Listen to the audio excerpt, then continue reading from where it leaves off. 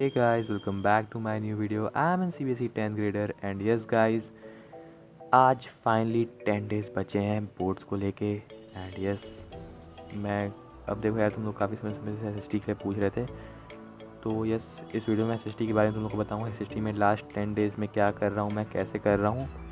So yes अब देखो यार इस वीडियो में मैंने पूरा कवर किया एसएसटी को लेके एंड यस सो स्टार्ट करते हैं। देखो यार पहले सबसे पहले तो सैम्पल पेपर लगाना स्टार्ट करो। सैम्पल पेपर और सैम्पल पेपर कौन सी book, I will be recommending you Oswaal's book.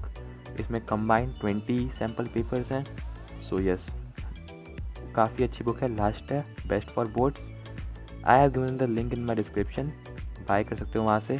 And चलो ठीक है फिर आगे बढ़ते हैं। अगर देखो सैम्पल पेपर बहुत जितने हो सके तुम्हें इतने लगाने चाहिए। इसमें कंबाइंड है तो यस तुम सारे सब्जेक्ट के सैम्पल पेपर इसमें लगा सकते हो। और तुम अपनी मिस्टेक्स वहाँ से देखो, क्या तुम्हारे आंसर फ्रेमिंग में क्या प्रॉब्लम हो रही है। आंसर फ्रेमिंग बहुत ज़्यादा इंपॉर्टेंट है एसएसटी में, क्योंकि एसएसटी में तुम लोग खुद से आंसर बनाओगे, खुद से ट्राई करोगे। वही मेरी प्रॉब्लम है, मैं भी खुद से आंसर बनाता हूँ। प्रॉब्लम नहीं है, वो सही है। मतलब ऐसे तो देखा जाए तो कि मैं खुद से आंसर ट्राई करता हूँ बनाने का। कॉमा फुल स्टॉप का भी ध्यान रखो, टीचर को अच्छे से रिप्रेजेंट करोगे उतना अच्छे से नंबर मिलेगा। अब देखो मैं लास्ट 10 डेज़ पे क्या कर रहा हूँ एसएसटी में। Moving to the main topic, तो यही है। मैं लास्ट 10 डेज़ में देखो यार पहले तो मैं तुम लोग कहूँगा कि अगर तुम्हारे कोई चैप्टर्स बच रहे हैं, मतलब तुमने एकदम उसका तुमको ओवरव्यू ही नहीं पता होता गया उस चैप्टर में, तो आई विल रिकमेंडिंग यू तुम वन शॉट देखो, 2x करके देखो या तो छोटी वन शॉट खोज के देखो।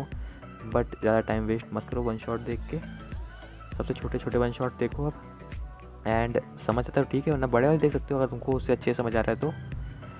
बट वन शॉट देखने के बाद नोट्स पे टाइम वेस्ट मत करना। एनसीईआरटी में ही इंपॉर्टेंट पॉइंट्स जितने भी होंगे मार्क कर लो, क्योंकि एनसीईआरटी से आंसर लिख दोगे वो भी बहुत सही है। एनसीईआरटी सीधे आंसर अगर याद करके तुम लिख सकते हो तो, वरना तो तुम लोग अपने खुद से बना के लिखो। बट एनसीईआरटी में ही सब कुछ मार्क करो, क्योंकि अब नहीं है टाइम कि कॉपी में बैठ के तुम अब नोट्स बनाओ। सो यस लॉन्ग नोट्स तुम बनाना, एनसीईआरटी में शॉर्ट नोट्स। एनसीईआरटी के लाइन्स को अंडरलाइन कर सकते हो, अलग अलग हाइलाइटर्स खरीद सकते हो, इसमें क्वेश्चंस कितने एनसीईआरटी से बन सकते हैं उसको नोट कर सकते हो, वो कर सकते हो। अब जब तुमको चैप्टर के बारे में पता चल जाए तब then you can go with NCERT back exercise. देखो मैं अभी भी कर रहा हूँ एनसीईआरटी के बैक एक्सरसाइज को।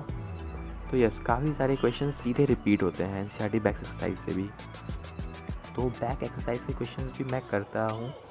और अभी तो मैं मेन स्ट्रेटजी मेरी यही है 10 डेज़ में, क्योंकि मैं एक्सरसाइज जितने भी बैक एक्सरसाइज के क्वेश्चन है वो कर रहा हूँ। क्योंकि देखो यार तुम 20 तक मैक्सिमम 18 तक एसएसटी पढ़ोगे, उसके बाद तुम हिंदी पढ़ोगे, फिर एग्ज़ाम स्टार्ट हो जाएंगे, फिर इंग्लिश, फिर साइंस, फिर तुम एसएसटी को सीधे छुओगे तुम 3 तारीख को।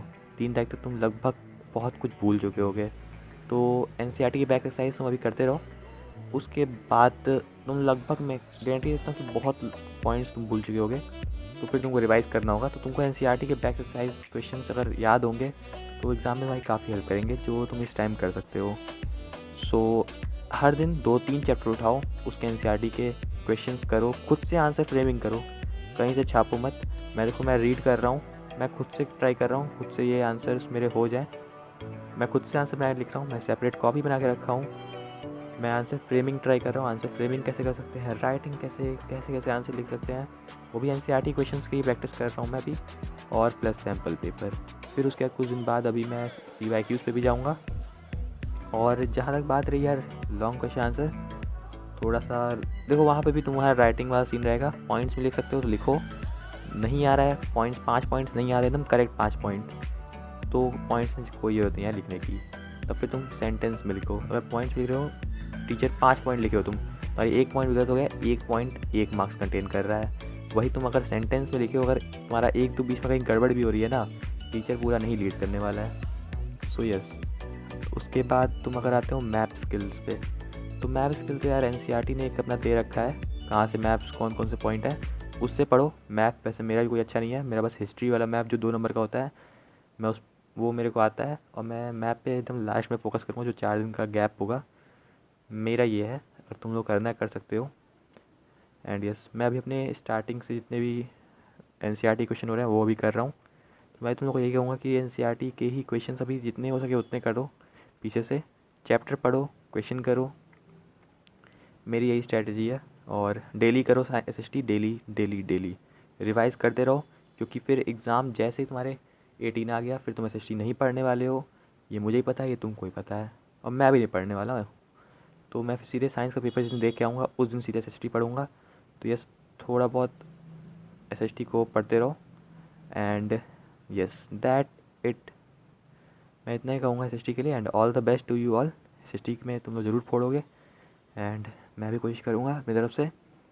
सो इसका साथ में करते हैं and thank you for watching my video. I hope you all liked it. थोड़ी बहुत भी हेल्प हुई होगी तो ठीक है, कमेंट्स बताना, like share subscribe and goodbye guys. Have a good day to all of you. Good bye.